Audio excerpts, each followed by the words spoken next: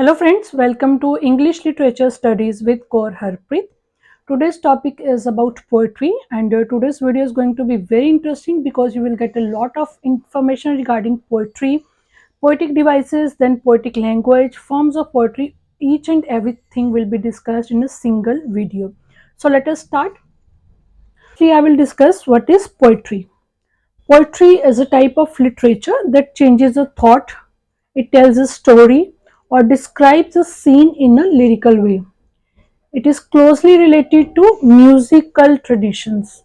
The earliest poetry exists in the form of hymns. Geoffrey Chaucer is known as the father of English poetry. Kamala Das is known as mother of English poetry in India. Talking about Geoffrey Chaucer, he was the outstanding English poet. His work, The Canterbury Tales, it ranks as one of the greatest poetic works in English, right? And poetry is a type of literature that uses the sounds, that uses the rhythm and meanings of words to describe it in imaginative way. Now, what are the elements of poetry? Rhythm, then alliteration, onomatopoeia, rhyme scheme, all these I will discuss today, and along with this I will discuss what are the forms of poetry. So let us start with that part. So let us start with elements of poetry, and these are elements of poetry I'm going to discuss. First of all, I would like to discuss lines and stanzas. To understand a line or a stanza, so you see there is a poem in front of you with title Daffodils. To understand what a line and stanza is, you don't have to read this poem. Firstly, we will try to understand what a stanza is. A stanza is like a paragraph. So when you are reading a book or a newspaper, ideas are clumped together in paragraphs. There are groups of ideas together with multiple lines and they are separated by a space. So there are two stanzas on the screen. A stanza is a group of lines, usually about an idea or thought, and it is separated from another stanza by a space. So you can see this poem has multiple stanzas, but I have taken only two stanzas so that it will be easy for you to understand the difference. Line is just one, just straight group of words. If we take example from this poem Daffodils, there are 6 lines in each stanza, right? And if we talk about stanzas, there are 2 stanzas, and in each stanza there are 6 lines. So I hope this is clear to all of you. And after that, I would like to discuss another elements of poetry. First is refrain. A refrain is a line or group of lines that is repeated at regular intervals in a poem. It reminds reader of a key idea, often repeated at the end of each stanza. Now, this is an example of repetition. This poem that is on screen, this is an example of repetition. What is repetition? Repetition means to repeat a word, to repeat a phrase or a line. It has rhythm to it, paired together with rhyme. Repetition can also help to emphasize an idea the poet wants you to really concentrate on.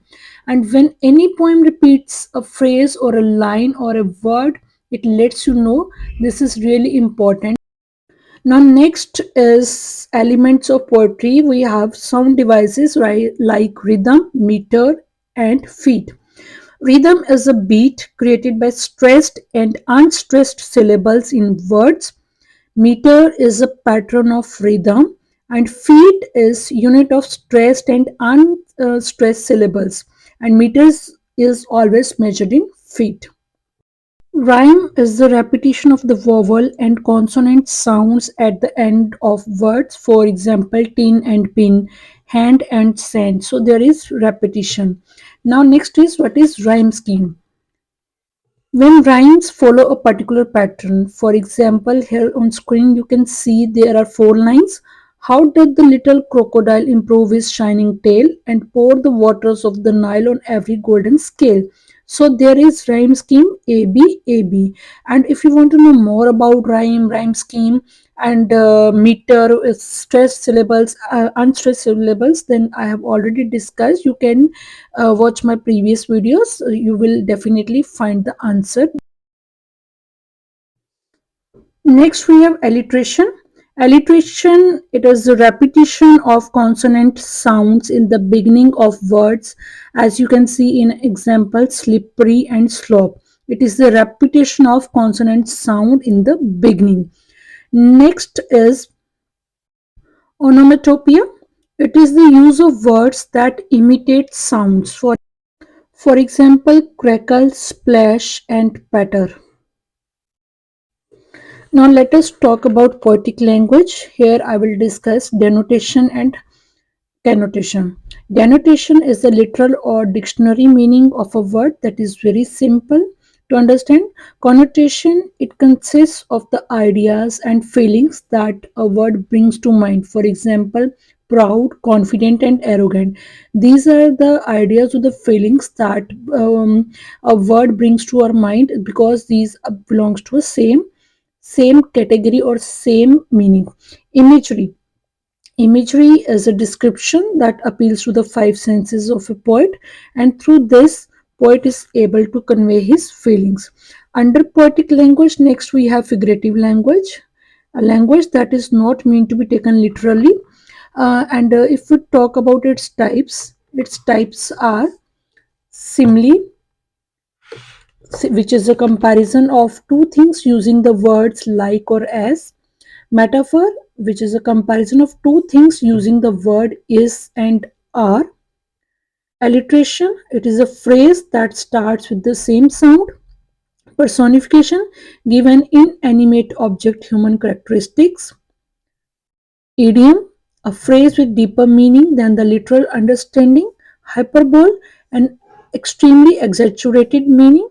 And these are already discussed in detail, so you can refer to my previous videos if you are interested. Next is very important, that is forms of poetry. And under forms of poetry, I would like to discuss firstly narrative. What is a narrative? It tells a story in verse. It includes setting, characters, plot, tone, and mood. Some forms of narrative poetry are ballads, epics. It is a longer form of poetry that tells an entire story with the beginning and middle and an end. This is the narrative. Second is haiku. It is three-line Japanese form. The first and third line each have 5 syllables, and the second line has 7 syllables. And this form of poetry emphasizes simplicity, intensity, and directions of expression. Third is free verse. It has no regular meter, rhyme, fixed line, length, or specific stanza pattern, and it is very clear from its name. It is an open form of poetry, so there is no set number of lines expected in a free verse poem. Next is lyric. It expresses the thoughts and feelings of a single speaker, often in musical words. It refers to a short poem that expresses the speaker's personal emotions and feelings. Ballad, a poem that tells stories. It often deals with romance or adventure. A ballad tends to be narrative poem that tells story, as opposed to lyric poems which emphasize the emotions of the speaker. Dialogue is an important element of a ballad. Concrete. It is a form of poetry in which the poet's intent is conveyed by the graphic pattern of letters, words, or symbols rather than by the conventional arrangement of words. Limerick. It is a humorous, rhyming 5-line poems with a specific rhythmic pattern and rhyme scheme. And last is sonnet, one of one of the most famous forms of poetry. It is associated with particular themes. For centuries, poets have used the frame of the sonnet to explore the complicated human experience of romantic love. Friends, this is all about today's topic, and I hope everything is clear to all of you now. And if you are new on my channel, you can subscribe to my channel, that is English Literature Studies with Gaur Harpreet. And don't forget to hit the bell button so that you can get notifications on my upcoming videos. Thanks a lot for watching.